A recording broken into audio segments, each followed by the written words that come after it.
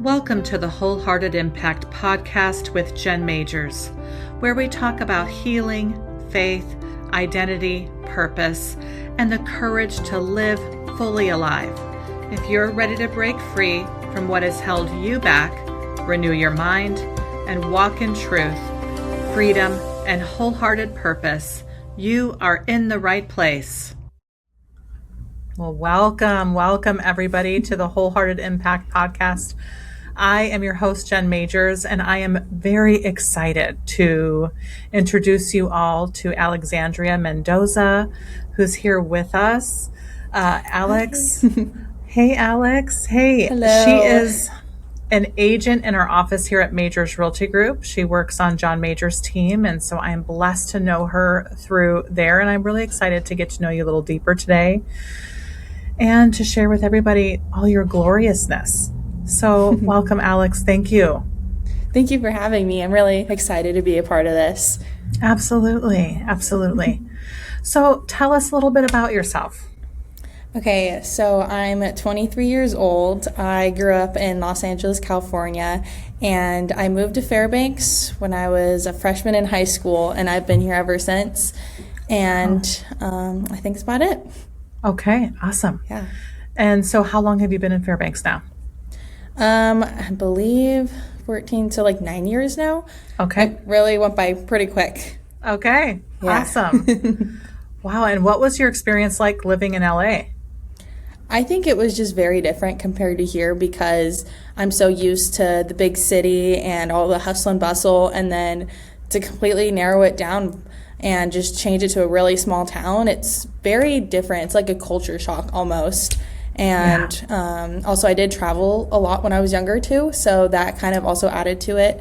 But I just really like being here. It's a great community to be a part of, and I just really enjoy it. Yes, it is. That's so awesome. And we're really grateful to have you part of our community for sure. I love it. Well, you have definitely hit the ground running, Alex. You know, you had no real estate experience ahead of joining Majors Realty Group. What did you do before Majors Realty Group? I worked at a coffee shop for many years. I worked my way up, being normal at the normal level as well, and moving up to shift lead and then manager. And then I realized that I need to get a head start on my career. I did also have a lot of people telling me that they think I'd be really good in sales, from regulars to people that I work with. So I feel like might as well give it a shot. And I love talking to people. I love helping people out. So I think that definitely kind of pushed me to do it. Amazing. Well, I'm really grateful that you decided to expand your comfort zone and get into sales. And even though real estate for sure is sales, it really is about relationships, isn't it? It really is. Yeah. I love working for the people, the community, and just building those connections. Yeah. And you're so good at it. We're so excited and proud of you. Absolutely. Yeah. And cannot wait to watch you continue to soar. And I'm sure I'm so excited too. Yes. And I really know that eventually, probably sooner than later, you're going to be an incredible top producing agent all on your own. Yeah. Thank you. Absolutely. Thank you. So I asked Alex to hang out with me today because I really wanted to get to know her a little bit deeper for sure, share her with all of you. And I know she's got some tools to teach us. Alex, you've gone through some things as a kid and in your young life that I think was some challenge. It provided some challenge for you and some perspective that not everybody gets. And so I would love to kind of just talk about that. Tell me about your childhood. Talk about, I want to hear the good stuff, and I want to also hear some of the challenges that you experienced. Yeah, so I think it all kind of started from the beginning. I'm in the oldest, and I do have my younger sister, and there are a lot of things that my mom didn't tell me in the beginning. There are things that she told me later on once I was 14, probably a little bit later. I was a teenager, but she would tell me of all the things that were going on behind the scenes. She did a really good job at keeping that from us and not trying to stress us out by telling us exactly everything that went on between her and my dad. My mom was abused from my dad quite a lot, And he also does have some mental health issues. So it was really hard for her to kind of see his next move or exactly what he was going to do next. When we were younger, it was a lot easier for us to not realize that because our dad loved us since we were little and we didn't have really an opinion, and we didn't notice a shift until, probably when I was 7 or 8. That's when everything kind of shifted over, and our dad was just a lot meaner to us, and he started abusing us as well. And it's just because we had a different opinion and we kind of spoke for ourselves. So that's when he started to shift things over, and it was just really difficult because we didn't know it at the time. And they're your parents, you can't really say no. It's like normal kid things like that, but it was just really difficult because you're raised to think that it's okay and it's normal, but once you realize it's actually not, and it's not okay to be abused almost every single day, especially up until you're 16, you're still getting hit. But I think that's one of the really difficult things, is because you're told that it's okay and it's normal because I'm your parent. But then once you're older, you realize that's actually not normal. And it's definitely changed the way that I look at parenting. I look at people and their mental health issues, because it's really hard to forgive someone because, it's not their fault. And it is mental health issues, and they refuse to get help or seek a therapist because you just really want the best for them, and then you kind of messed up in life later because of it. Yeah, absolutely. Wow. Thanks for sharing that with us. Yeah. And even through all of that, I hear all the compassion that you have for your dad, for all the, the acknowledgement of his mental health, and the hope that he would get support and help. And also, I love that you are acknowledging yourself and what you and your family had to move through because of his behavior and him not taking responsibility for that. Wow. Yeah. Wow.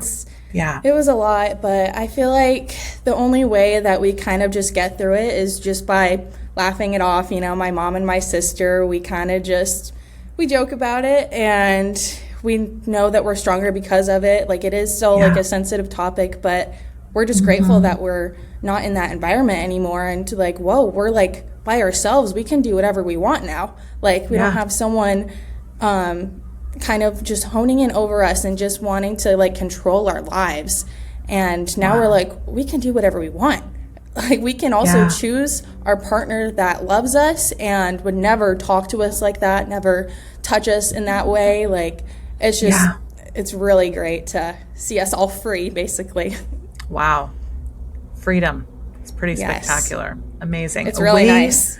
Way to be.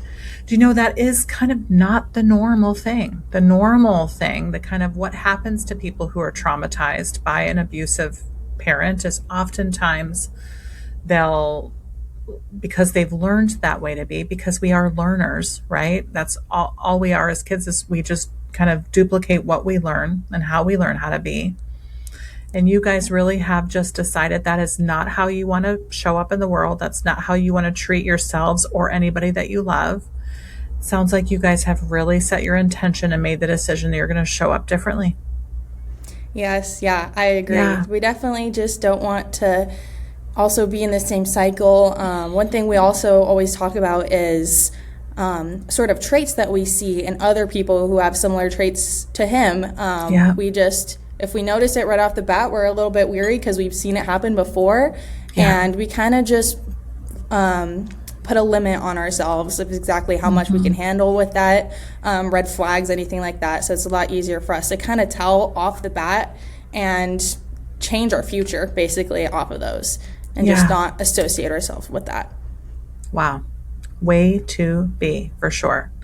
And then to also send those people love. If we can step back, and it sounds like you have done that, especially with your dad, if we can step back and see them for who they are, and for all that they've moved through in their life, and cultivate a sense of compassion and maybe eventual forgiveness for the way that they've behaved in our life, the way that they've made us feel, it lifts off like a heavy burden off of us. Do you feel that in yourself when we're standing in a place of judgment for ourselves or for anybody else, even if that judgment is justified?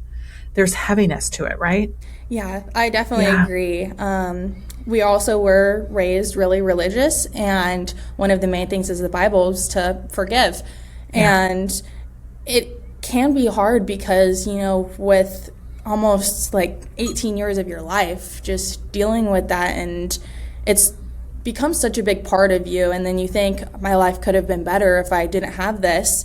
But also because speaking from a Bible standpoint, it is easier just to forgive, and you don't have to keep going back in the cycle and keep having to deal with it. But also you can forgive them what they've done in the past, but you can also distance yourself by preventing it in the future.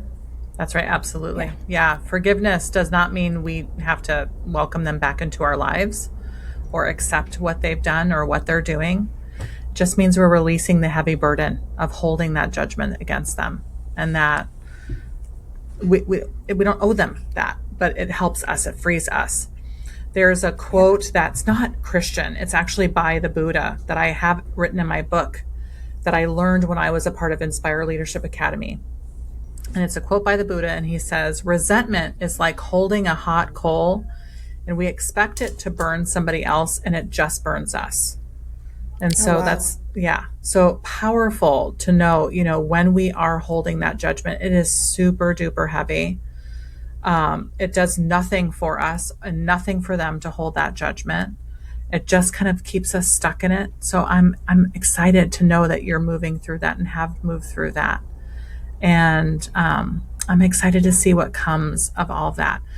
As you were talking, I started thinking about, have you ever seen, there's like a, I don't know if it's Instagram story. I think I've seen it on an Instagram story where there's these glasses of, clear glasses of water filled up, like maybe 3 of them on a table.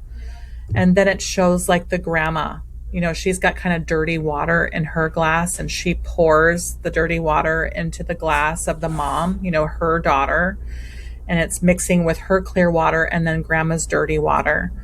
And then when it gets to mom's daughter, the granddaughter, she pours her glass into there, but before she does, she fills her glass up with all this clear water, and she's clearing out all the dirty water. And that's what I see you doing, Alex, is that you're like, it's stopping here. I'm going to break the cycle. Even though that's how I was raised, even though I spent almost 18 years being a true victim to abuse and to somebody who is supposed to love you like we want dads to love us, right? And then they go against that. You had some choices. You could have chosen to stick in victim and to get really angry and upset and hold a lot of resentment toward him, toward the world, toward your mom, toward yourself. And instead, what I see you do is you're just in acceptance that says, this is what happened. I didn't really have a choice in the matter, and this is what my life was. And I am making a choice to change the rest of my life and to ensure everyone that comes after me doesn't have to experience that kind of abuse. Yes. Yeah. I really try to. Also, one book that really hit hard was the book It Ends With Us by Colleen Hoover. And when I saw the movie in theater, I started bawling because for anyone who hasn't watched it or read it, at the end, she has her baby in her arms, and the baby's father, who was abusive towards her, and she's like holding her. She just says, I'm going to change your life, basically, and I'm going to make sure that everything he did to me is not going to happen to you. And I started just crying in the theater because that baby was me. And my mom fought so hard for us to get out of that loop. And it was hard because it still ended up happening to us, but I could just see myself as the baby. Also, the baby was like the same color as I was too, and my mom was the white mom, and then the dad was like darker. So I was just crying because that was just literally me, and it was just heart-wrenching. Yeah, that was powerful. I did see that movie. Yeah, yeah. That's the movie with Blake Lively, right? Yes. Yes. Yeah. Ugh, Yes. that was terrible. Yeah. It was such a good movie, though, but it was like, it just really tugged on the heartstrings. Yeah, it was hard to watch because that's what abusive relationships look like. It's not anything you expect. Yeah, and oftentimes people hide it for a long time. So there's a lot of fear that goes around that. So I'm proud of your mama for doing that for you. Yeah, she's such a great role model, and she really did fight so hard. And now she's just changed the trajectory of her life and ours. And now we're just excited eventually for my next chapter with my soon-to-be husband. Yes. With our kids and our grandkids, or their grandkids. So we're just really excited for the next chapter. Yes, me too. So tell us all about that. Tell us about what's coming up for you. Okay, so today is the 4th. I'm getting married June 20th. So it's coming up. Yes. I'm so excited. Yes. We're finalizing all the details, and it's going to be at my mom's property, and I'm just so excited because it's going to be filled with a ton of people there who love me and support me, and it's just, the biggest day of my life, so not stressed. Yes. Way to be, not stressed. Yeah. Just to move into it, just to step into that day very boldly, beautifully, lightly. Yeah. Yeah. It's exciting. Love that. It's very exciting. And tell us about your partner. Tell us how long have you guys been together? Tell us about him. Okay. So his name is Robert, and we've been together 4 or 5 years now. I did meet him when I just graduated and he was a senior. Okay. And we met here in Fairbanks. We went to the same school, but never really interacted until later on. And he was going to college for San Jose City College for football. Okay. And I was like, I'm planning on moving to California anyways. Let's just go together. And we went there and had no idea of exactly what it would entail, but we had fun. We realized it was too expensive, and we moved back. San Jose, I think it's the most expensive part of California, isn't it? It is, yeah, right next to San Francisco. I don't think we knew how bad it would be, but it was a journey. But as soon as we moved back, we're just inseparable. If anyone knows Robert, he's just the greatest person ever. I have so many people just coming up to me on the street oh, aren't you his fiancé? I love him so much, and he's just truly so loved, and I love that man with my whole heart. He truly is my best friend, and I don't know, I just can't thank him enough for being part of my life and kind of curing my trauma a bit and just being my Prince Charming. Yeah. Amazing. Yeah. Tell me about that, the curing of your trauma. Tell me some of the things. And I'll kind of preface this by saying, when you experience trauma, when you experience direct abuse, sometimes things can trigger us, especially when we're in close relationships. Some things we can operate in fear, even though there's nothing to be afraid of. We can just be in anticipation of what if.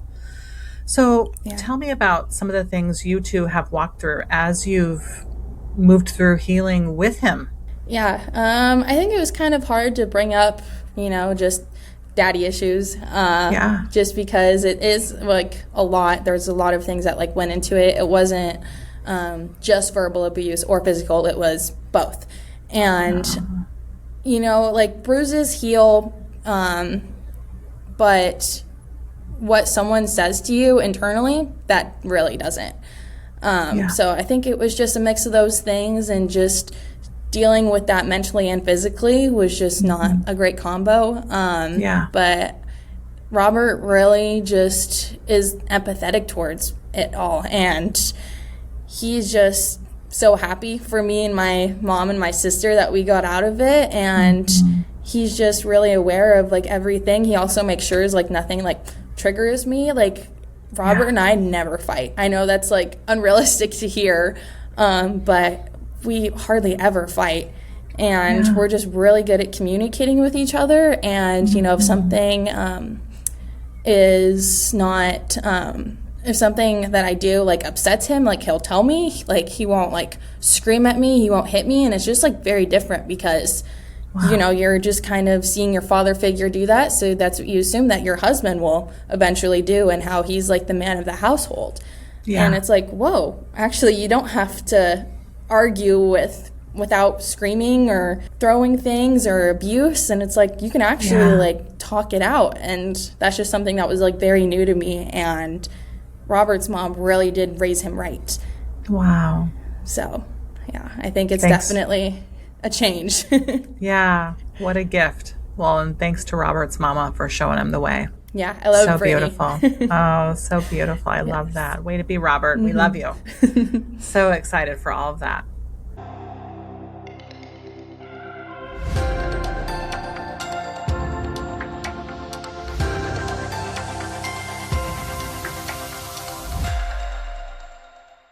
Well, anything else you want to share about your upcoming wedding, or what life is going to look like for you over the next year, or anything else about Robert? I think that's about it. We're just really excited to do this life thing together. That's right. We really want to travel because the only time Robert's been out of the country was driving through Canada. So yeah, I want to take him to a bunch of trips and just explore the world, and then eventually have some babies. Yes. But I'm going to wait till a little bit longer just to wait. But I'm really excited to just do life with him and get married. So beautiful. I can't wait. Yeah. Cannot wait. It's exciting. Precious.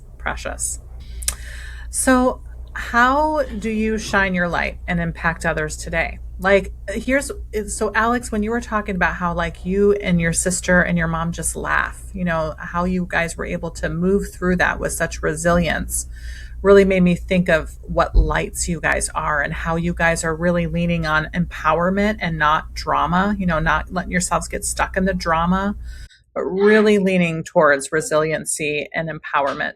Talk to me about that. Yeah.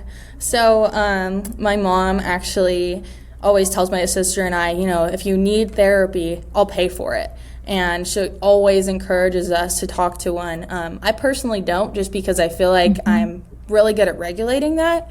But, my mom and my sister both go, and they really enjoy it and just kind of get their feelings out. And they're very big on mental health.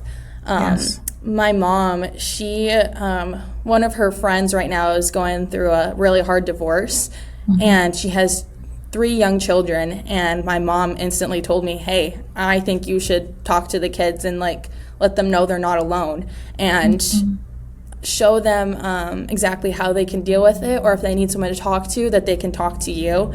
And it really made my heart like warm, knowing that I can help someone else who's dealing with that, because it does kind of hurt. I didn't have the chance to do that when I was younger. I didn't have someone to talk to about it, because we were all just going through the same thing. So I think that's really one way we like to shed light. Also, me and my sister, we aren't really like angry or negative people. We're always just trying to be happy, always just wanting to like get the most out of life, because it felt like we were just in a dungeon for most of our life. So we're just like finally free and willing to just go out in the world and just try to uplift as many people as we can. And it's just really great to kind of just be a happy ray of sunshine. Yes. You definitely are that, for sure. For sure. You've always got a smile for me whenever I look in your face. Yeah. I love that. I try to. I'm like, you do it. Yeah. Yes, you do it. Well, you mentioned regulation, like that you are able to regulate yourself instead of getting angry. Can you talk to us a little bit about like, what does that regulation look like? Like, when I hear that, I think about, are you doing deep breathing? Are you doing like, are you praying? Like, what does that regulation look like when you do? Because we all get angry, right? Anger is just part of the human experience. So talk to me about that. I think praying definitely helps a lot, as well as just kind of like taking deep breaths. And I just kind of think like, is this really going to affect the rest of my life? Because, I've already gone through the worst of it. I've already dealt with the worst thing that could like happen to me. So it's like, why would I stress myself out more? Like, if I can overcome my trauma in the past, I can go over this little bump of feeling anger or just like sadness. Like, I don't have to hold on to that because I don't want to be a negative person. And we only live for so long. And why would I want to spend most of my time just being angry and like holding things in? It's like, I just want to let that go. Yeah. So that's one thing I really like to try to do. Powerful. You're teaching me right now, sister girl. Powerful. Yeah. Way to be. I love that. What's your favorite scripture? Do you have like a guiding light scripture? Let's see. Oh, actually, no, I do. I think it's Acts 33 something. Just talking about who you surround yourself with. And if you surround yourself with the wrong crowd, you're going to eventually end up like them. Also, if you surround yourself with a good crowd, you'll also end up like them. So I really think that's really important to me because a lot of people kind of know about me as I'm very picky with certain things. I'm like trying to be aware of who I want to surround myself with, like my friends, my fiancé. It has really changed me by the way that I pick and choose my friends because, I've had friends that are not so great in the past and seeing how they affected me, how they affected my attitude. It's very different because I would kind of like hop around from friends and friend groups, and if they were negative or they were smoking pot or stuff, like eventually I was going to go on that path. And I'm just so glad that I didn't. And I'm just kind of realizing that I can easily guide myself to who I want to be. So I really try hard to find friends who, if I like them and I like the path that they're on or the type of person they are, I will also like immediately try to befriend them and try to be like them because that's who I want to surround myself with. So I think that's definitely changed how my life has been going. I'm always looking to like meet new people and kind of just push myself in the right direction. Also people who are like aware of their mental health, who can take accountability for their actions, is actually really helpful. And you're like, wow, you're actually mature and I want to be like you. So I think that's definitely changed my path of life. Wow. Incredible, Alex. I'm so excited to learn all this amazingness about you. You're obviously a powerful leader and creator in your life. And just by showing up and shining your light, you are giving everybody else, whether you know it or not, permission to do the same. There's a quote by Marianne Williamson who says, where she's talking about that as we let our own light shine, we unconsciously give permission to others to do the same. So thank you, precious woman, for shining your light, for giving us all permission to do the same, for choosing a different path. When you choose that way of living, when you say, no, I'm choosing not to live that way, I'm going to choose to live this way and show up in the world this way, you're creating ripple effects that affect all of us. It affects me, it affects my marriage, it affects my family, my children, my grandchildren, and you do that for all of us. So thank you. Thank you. Yeah, you're welcome. Just trying hard. Well, here's what I'll challenge you with, precious girl, is that my coach and mentor, Tracy Snow, she teaches us that the word try really is just kind of like a fake word, right? We're either are going to do it or we're not going to do it. And then the word hard, I've shown up lots in my life and life has felt very hard for me. And then I remember going to her not long ago, maybe in the last couple of years, and being like, oh my gosh, I've done all this work to heal and there's still layers that I've got to heal. There's still layers here that I'm dealing with. And I said, it's so hard. And she looked at me and she goes, Jennifer Majors, like, if you think it's going to be hard, it's going to be hard. And so I will just say to you, it doesn't have to be hard, Alex. It sounds like you've had a lot of grace and ease. It sounds like you've made pretty definitive, determined decisions that say, I'm not going to be like this. And yes, does it feel hard? Is it challenging? Does it get us out of our comfort zone? Is it uncomfortable? Yes. But just take that as it doesn't always have to be hard. We can have grace and ease. As you were talking, you said, I just chose to get over it. I didn't want to have that heaviness in my life. And I just chose I wasn't going to walk under that. What I kind of envisioned was just like this heavy cloak of this past abuse. It doesn't have to be part of your life anymore. And for myself, somebody who has oftentimes taken my abuse as like I put it in a bag that I've held on to and I've carried it around. One, I think there was part of that as a child where nobody saw me. I was out there suffering and no one stopped and saw me. So I think I spent lots of years as a teenager and adult woman carrying this heavy bag of abuse so that people can see, I suffered, I'm in pain kind of thing. And that is the normal way traumatized people operate in life. And here you are being like, nope, I'm just going to take that bag off. That doesn't belong to me. And I'm going to let myself be free. And I am going to go shine my light and be this bright, beautiful leader for myself and my life and my husband's life and my children's life, that we get to create something different. Thank you. Thank you. Yeah. You're welcome. Thank you, Jen. Absolutely. You're so welcome. Thanks for being a part. So nice to see you. So nice to get to know you. Anything else, precious girl? I think that's about it. Okay. Well, awesome. Well, thank you so much. Yeah. Thank you. Okay. Bye. Bye. Thank you for joining me on today's episode of the Wholehearted Impact Podcast. If this encouraged you, please subscribe, leave a review, and share it with someone who needs hope today. For more resources, coaching, speaking, and my book, visit wholeheartedimpact.com.